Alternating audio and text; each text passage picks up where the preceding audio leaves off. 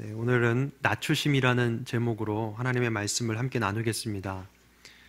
다니엘서 4장은 느부갓네살의 꿈을 중심으로 내용이 전개됩니다. 4장 4절부터 18절까지는 느부갓네살이 꾼 꿈에 대해서 말씀하고 있고요. 그리고 19절부터 27절까지는 다니엘이 그 꿈을 해석하는 내용입니다. 그리고 오늘 본문인데요. 28절부터 33절까지는 그 꿈이 어떻게 성취되었는지, 그리고 그 이후로는 느부갓네살이 하나님을 찬양하는 그러한 내용을 담고 있습니다. 그렇다면 느부갓네살이 꾼 꿈이 무엇인가? 그 내용을 간단하게 말씀드리자면 이렇습니다.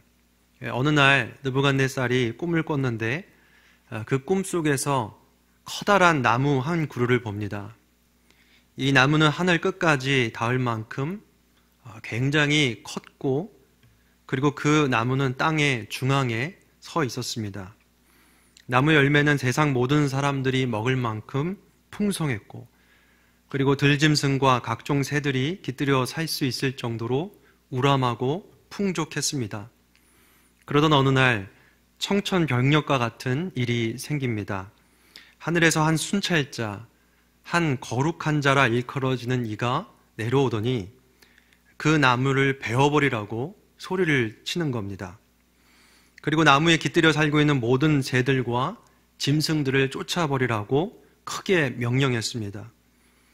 그러나 나무의 구루터기는 남겨두고 그것을 새와 놋줄로 동여매어서 들풀 가운데 버려두라 라는 아리송한 말을 덧붙이고 꿈이 끝나게 됩니다. 꿈에서 깬 왕은 번뇌할 수밖에 없었죠. 크게 두려웠습니다. 그래서 그는 다니엘에게 해석을 청합니다. 다니엘은 이렇게 해석합니다. 느부갓네살이 꿈에서 본 큰 나무는 왕 자신을 의미한다라고 말하죠. 하늘로부터 내려온 한 순찰자, 한 거룩한 자는 하나님의 보냄을 받은 사자입니다. 그가 나무를 베어버리고 깃들여 살던 새와 짐승들을 모두 쫓아버리라 라고 명령한 것은 하나님께서 느부갓네살을 징계하시고 7년 동안 그를 짐승과 같은 처지로 살게 할 것이라는 예언의 말씀이다 라고 다니엘은 해석합니다.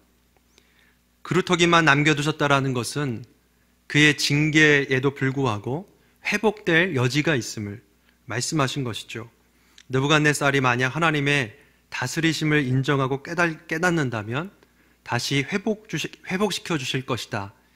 다니엘은 그렇게 해석을 덧붙입니다. 이것이 우리가 읽은 본문 바로 전의 문맥입니다. 오늘 본문은 이 다니엘이 해석한 그 해석의 내용이 그대로 임하였다라는, 그대로 실현되었다라는 내용을 담고 있습니다. 우리 본문 28절 말씀을 함께 읽겠습니다.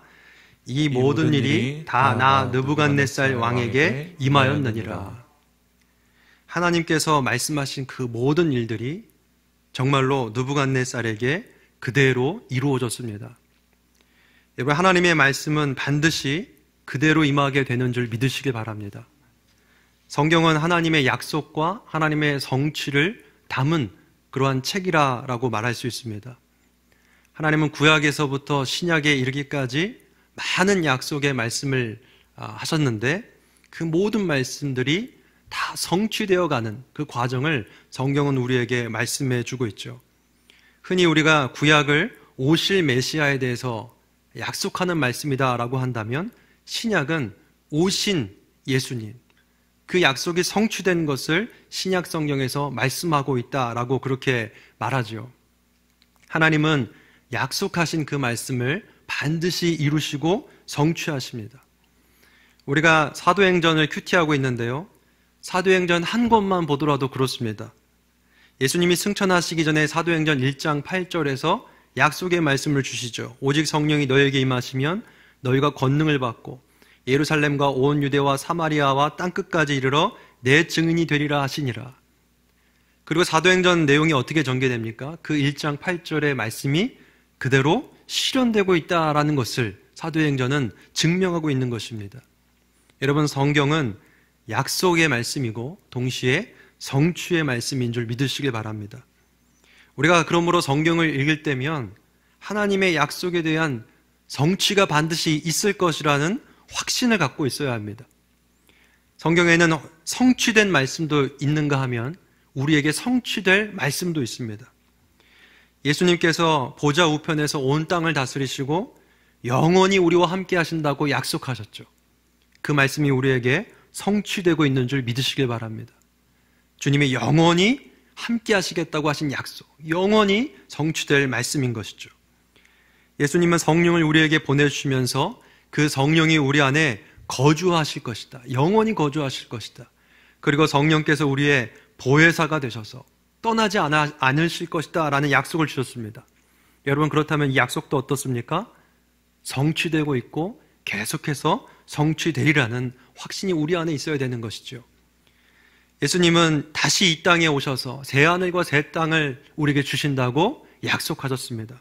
그러면 우리는 그 말씀이 임할 것임을 믿고 그 믿음으로 살아가야 하는 것입니다. 오늘 말씀도 그렇게 시작합니다. 하나님께서 하나님이 말씀하신 그 모든 일들이 다 임하였다라는 시작으로 오늘 말씀이 시작하고 있습니다. 주님의 말씀이 헛되게 끝나지 않고 느부갓네살 왕에게 그대로 임한 것입니다. 그렇다면 느부갓네살의 꿈이 왜 그에게 임하였고 그것을 통한 하나님의 뜻이 무엇인지 우리가 본문을 통하여서 함께 살펴보겠습니다. 먼저 그 꿈이 왜 느부갓네살에게 임하였는가? 30절 말씀 우리 함께 읽겠습니다. 나 왕이 말하여 이르되 이 큰 바벨론은 내가 능력과 권세로 건설하여 나의 도성으로 삼고 이것으로 내 위엄의 영광을 나타낸 것이 아니냐 하였더니, 느부갓네살 왕이 꿈을 꾼 후로 12해가 지났습니다. 왕이 바벨론 왕궁 위를 거닐고 있었습니다. 왕궁의 지붕에서 내려다보면 바벨론 도성이 한눈에 들어온다고 합니다. 왕이 그 바벨론 도성을 바라보면서 아마 어떠한 자부심으로, 어떠한 스스로의 성취에 대해서 보면서 마음이 좀 벅차올랐던 것 같습니다. 좀 자료를 찾아보면 바벨론 도성은 외벽 길이가 27km에 다다른다고 합니다. 어마어마한 크기죠. 그리고 그 외벽은 이중벽으로 되어 있어서 그냥 보기에도 굉장히 견고해 보이고 웅장해 보였다고 합니다. 그리고 그 안전한 외벽 안에 들어있는 바벨론의 문명은 얼마나 화려했겠습니까? 한 나라의 왕으로서 그 모든 것을 성취해낸 바벨론의 입장에서 그것을 바라볼 때에 가슴이 벅차오를 수밖에 없는 것이죠. 그래서 느부갓네살은 그러한 아름다움에 도취되어서 자기도 모르게 터져나온 말이 바로 30절입니다. 나 왕이 말하여 이르되 이 큰 바벨론은 내가 능력과 권세로 건설하여 나의 도성으로 삼고 이것으로 내 위엄의 영광을 나타낸 것이 아니냐, 스스로를 칭송하고 있는 것이죠. 그리고 31절에 보면 바로 이어서 느부갓네살이 이 말을 하고 있는 중에 하나님께서 그에게 징계를 내리셨다. 앞서 꿈에서 말씀하신 그 모든 징계를 바로 그에게 내리게 하셔서 그를 왕위에서 끌어내시고 짐승처럼 살게 하셨다라고 말씀을 하고 있습니다. 저는 이 말씀을 좀 보면서 한 가지 좀 의문이 들었습니다. 이 30절의 말 한마디가 별로 그렇게 길지도 않고 또 왕으로서는 그렇게 말할 수도 있는 거지 않습니까? 그런데 왜 하나님께서는 이러한 징계를 내리실까? 어떻게 보면 좀 너무하신 것이 아닐까? 이런 생각이 들기도 했습니다. 그러나 우리가 성경을 좀 더 앞의 문맥서부터 좀 살펴보면 하나님이 단지 느부갓네살 왕의 그 말 한마디를 꼬투리 잡으시려고 하는 것이 아님을 알 수 있습니다. 더 큰 이유가 있는 것이죠. 앞서 다니엘이 왕의 꿈을 해석하면서 그 끝에 한 말이 있습니다. 왕이 만약에 이렇게 하지 않으면 정말 이 꿈이 그대로 이루어질 겁니다. 그대로 성취될 것입니다. 라고 말하면서 왕에게 뭔가 촉구하면서 충고를 한 그런 말씀이 있습니다. 바로 27절 말씀이죠. 27절 말씀 함께 읽겠습니다. 그런즉 왕이여 내가 아뢰는 것을 받으시고 공의를 행함으로 죄를 사하고 가난한 자를 긍휼히 여김으로 죄악을 사하소서. 그리하시며 왕의 평안함이 혹시 장구하리이다 하니라. 이게 무슨 말씀입니까? 다니엘이 느부갓네살의 죄악을 지적하고 회개를 촉구하는 말씀입니다. 이 말씀을 좀 뜯어보면 이렇습니다. 왕이여, 죄악을 버리시고 공의를 좀 행하십시오. 그러니까 느부갓네살이 공의를 행하지 않고 자기 마음대로 자기의 왕권을 휘둘렀던 것 같습니다. 죄악을 행했죠. 그리고 다니엘은 이렇게 말합니다. 가난한 백성을 좀 불쌍히 여기십시오. 가난한 자들을 좀 구제하십시오. 그렇게 함으로 악한 길에서 벗어나십시오. 얼마나 왕이 가난한 자들을 돌보지 않고 얼마나 폭군처럼 행했는지 이 27절에 촉구된 말씀에서 우리는 잘 알 수 있죠. 다니엘은 만약 왕이 회개하고 돌이키면 태평성대를 누르실 수 있을 겁니다 라는 그러한 말을 올렸었습니다. 그런데 이 꿈이 느부갓네살 왕에게 임했다라는 것은 무엇이죠? 느부갓네살이 회개하지 않았다는 것을 의미합니다. 느부갓네살은 계속해서 죄악을 행하고 계속해서 가난한 자들을 긍휼히 여기지 않았습니다. 그들을 학대하고 폭군의 길을 걸어갔던 것이죠. 느부갓네살이 하나님께 징계를 받은 직접적인 원인은 여기에 있습니다. 그러나 왜 그가 그렇게 죄악의 길을 계속해서 걸어갔는가? 회개를 촉구했음에도 불구하고 회개하지 않고 그가 계속해서 악한 길을 걸어간 이유가 무엇이었는가? 그 이유를 말씀하는 구절이 바로 오늘 본문의 30절입니다. 느부갓네살의 죄악의 뿌리를 밝히는 것이죠. 그 뿌리가 무엇입니까? 우리 30절을 다시 한번 보면 강조되고 있는 단어 하나를 볼 수 있습니다. 무엇이죠? 나라는 1인칭 대명사입니다. 이미 이 아람어, 지금 본문은 아람어로 쓰였는데 아람어 안에는 동사와 명사들이 1인칭으로 다 쓰였지만 여기서는 1인칭 대명사를 한 번 더 써서 나라는 표현을 강조하고 있습니다. 이 큰 바벨론은 내가 능력과 권세로 건설하여 나의 도성으로 삼고 이것으로 내 위엄의 영광을 나타낸 것이 아니냐. 그러니까 내가, 나의, 내라는 이 말을 지금 느부갓네살 왕이 강조해서 말하고 있다는 것입니다. 이 말의 핵심이 무엇입니까? 바벨론 도성을 바라보면서 이 모든 것이 내가 했다는 것이죠. 나 홀로, 내 힘으로, 내 스스로 가능했고 내 영광을 위해 내가 한 것이다. 본문에서는 이것을 교만이다 라고 말을 합니다. 내가 여기에 이르기까지 내가 한 것이다. 내 홀로의 힘으로 내가 한 것이다. 이러한 생각과 태도를 본문은 교만이다 라고 말을 합니다. 37절 끝에를 보면 느부갓네살이 나중에 자신에게 일어난 일들을 이렇게 정리를 합니다. 교만하게 행하는 자를 그가 능히 낮추심이라.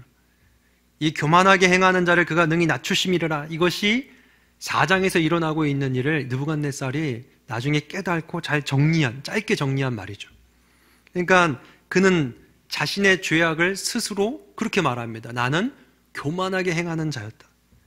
그 안에 교만이 있었기 때문에 죄악을 된 길을 계속해서 걸어갔고 악한 길을 걸어갔고 긍휼을 베풀지 않았고 주변을 돌아보지 않았다는 것이죠. 여러분, 엄밀히 말해서 나 홀로의 힘으로 스스로 모든 것을 다 했다라는 이런 말은 사실은 오직 한 분만 할 수 있습니다. 누구만 할 수 있죠? 하나님밖에 할 수 없습니다. 하나님만이 무에서 유를 창조하신 분입니다. 하나님만이 그 어떤 것에 도움을 전혀 받지 않으시고 무언가 행하실 수 있는 분이죠. 잘 아시는 것처럼 하나님은 모세에게 자신의 이름을 알려주십니다. 스스로 있는 자다. 스스로 있는 자다라는 말은 여러 가지 뜻이 있을 수 있겠지만 기본적으로는 하나님은 다른 누군가, 다른 무엇인가의 영향을 받지 않는다는 겁니다. 다른 무언가가 하나님을 지은 적이 없습니다. 하나님은 피조물이 아니시죠. 하나님은 홀로 존재하시고 홀로 일할 수 있는 분입니다.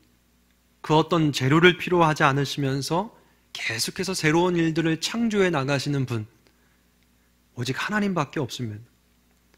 그러므로 하나님만이 모든 것의 실소유자이십니다.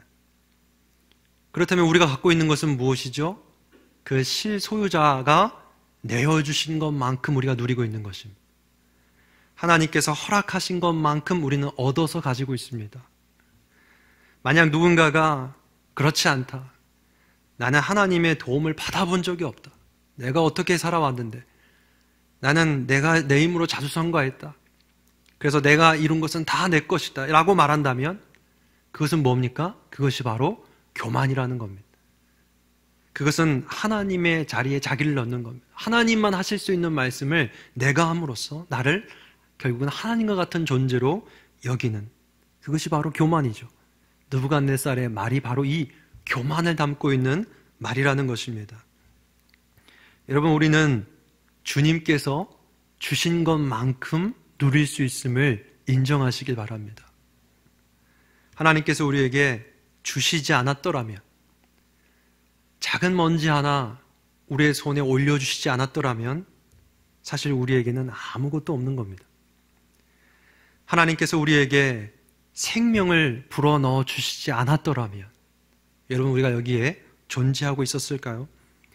하나님께서 자연 만물을 우리에게 내어주시지 않았더라면 우리가 어떻게 공기와 물을 마시고 햇볕을 쐬며 살 수 있었겠습니까? 하나님께서 자기에게 하나밖에 없는 아들을 우리에게 내어주시지 않았더라면 우리가 어떻게 밝은 미래를 꿈꾸며 소망을 갖고 이 세상을 살아갈 수 있었겠습니까? 하나님이 이 모든 것을 우리에게 내어주셨습니다. 그런데 어떻게 주셨나요? 공짜로 내어주셨어요. 그것을 뭐라고 부르냐면 은혜라고 합니다. 요즘에는 그것을 다른 말로 선물이라고 해요. 하나님께서 모든 것을 선물로 주셨어요. 그러므로 우리에게 있는 모든 것은요, 하나님이 우리에게 주신 선물입니다. 공짜로 내어주신 하나님의 은혜, 하나님의 선물인 것이죠. 그리고 하나님은 말씀하십니다. 내가 너에게 준 이 선물을 마음껏 누리며 살라는 겁니다. 아끼지 않아도 좋습니다. 얼마든지 너를 위해 사용하라. 너를 위해 그것을 아낌없이 쓰면서 누리며 살라. 하나님이 우리에게 그렇게 말씀하면서 주신 겁니다. 그러나 단 한 가지 조건을 거셨어요. 하나님이 우리에게 요구하신 것, 단 한 가지인데 무엇이죠? 하나님을 인정하는 것입니다. 이것이요, 하나님의 것임을 인정하는 것, 하나님이 실소유자이심을 인정하는 것, 하나님이 내게 주시지 않았다면 내게 이것이 있을 수 없다라는 것을 인정하며 사는 것, 이것이 하나님께서 우리에게 요구하신 유일한 조건입니다. 우리가 이러한 하나님의 주심을 인정하며 살 때에 우리의 입에서는 감사가 나오죠. 그것이 감사입니다. 이것이 내 것인 것인 줄 알고 집착하며 살았던 그 모든 집착이 다 내려놓아집니다. 내려놓으면 평안이 찾아오죠. 그것이 하나님이 우리에게 주시려고 하는 평안입니다. 하나님을 인정할 때에, 하나님의 소유를 인정할 때에 우리는 그 앞에 무릎을 꿇게 됩니다. 머리를 숙이게 됩니다. 그것이 바로 예배입니다. 우리에게 모든 것을 주셨지만 그것이 하나님의 것임을 인정하며 사는 것, 그것이 하나님께서 우리에게 요구하시는 단 한 가지임을 기억하기를 원합니다. 다니엘서 4장을 보면 오늘 본문도 해당이 되는데요, 두 개의 단어가 서로 대조하고 있습니다. 하나는 아르아라는 단어고 다른 하나는 쉐마야라는 단어입니다. 모두 아람어인데요, 이 다니엘서 4장은 이 두 단어가 서로 대조를 이루면서 주제를 분명하게 드러내고 있습니다. 그러면 아르아는 무엇이고 쉐마야는 무엇인가? 아르아는 땅이라는 의미입니다. 4장 1절에서는 천하라고 번역이 되었고 그 이하의 10절, 11절, 15절, 20절, 22절, 23절, 35절에서는 땅이라고 번역했죠. 총 10회가 사용이 되었습니다. 10번 등장합니다. 쉐마야는 무엇이죠? 무슨 뜻일까요? 하늘이라는 뜻입니다. 4장 11절, 12절, 15절, 20절, 21절, 22절, 23절, 31절, 34절, 35절, 37절 12번이나 사용이 되었습니다. 강조하고 있으니까 여러 번 계속해서 사용하고 있는 것이죠. 이 아르아 땅이라는 단어와 쉐마야 하늘은 서로 대조를 이룹니다.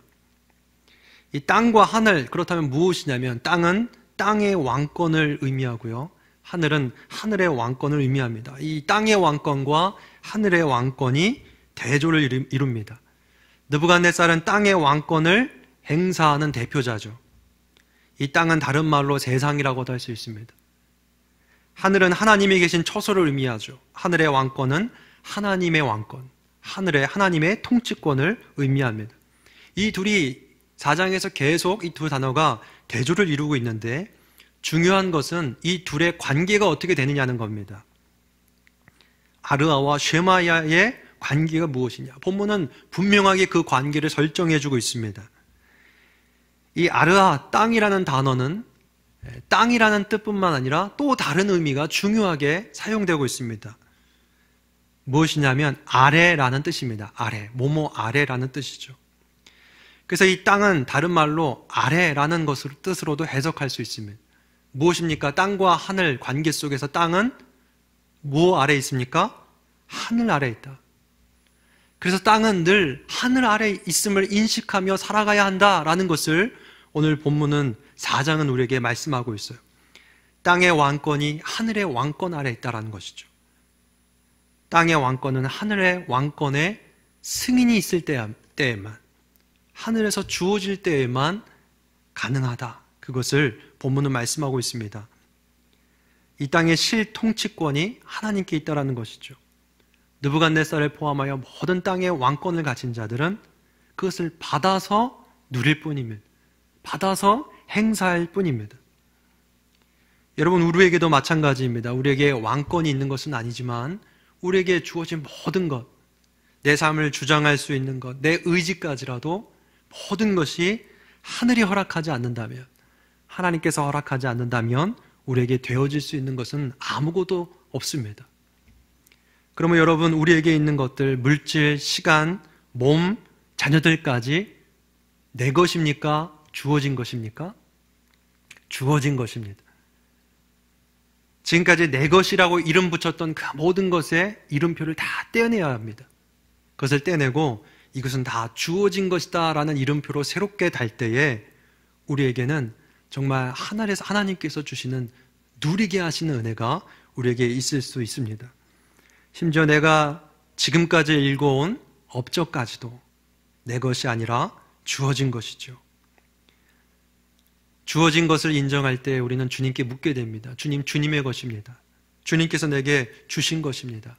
이것을 어떻게 사용할까요? 그것이 바로 믿는 자가 살아가야 할 삶의 방식입니다.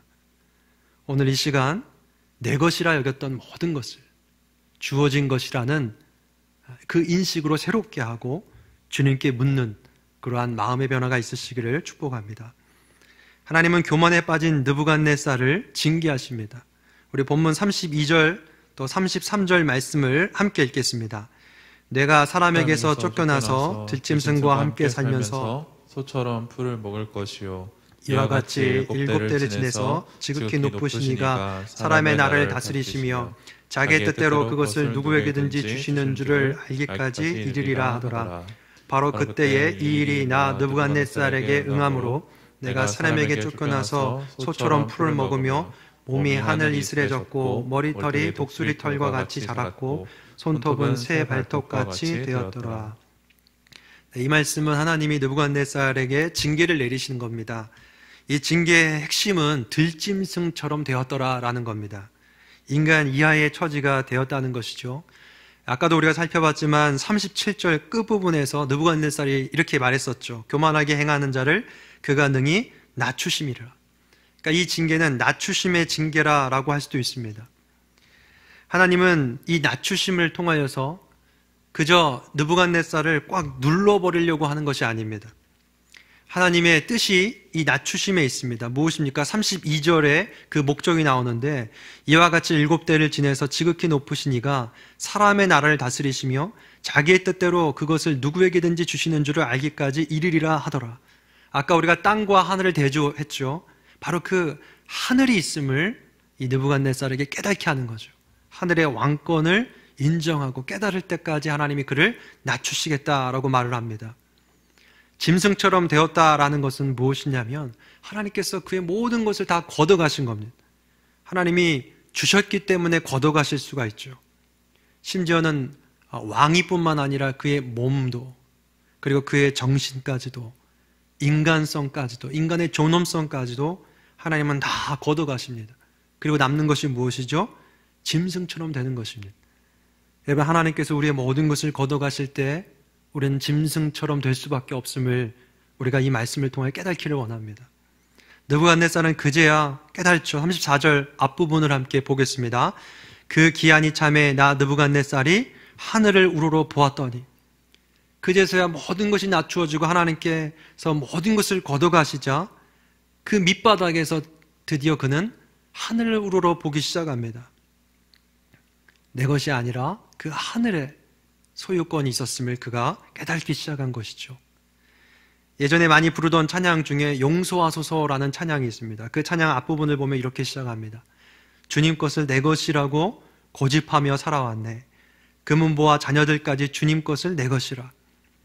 아마 느부갓네살이 이 찬양 고백처럼 깊은 고백을 과연 했을까 의문스럽지만, 제가 만약에 이런 상황에 처했다면 이런 고백이 나왔을 것 같아요.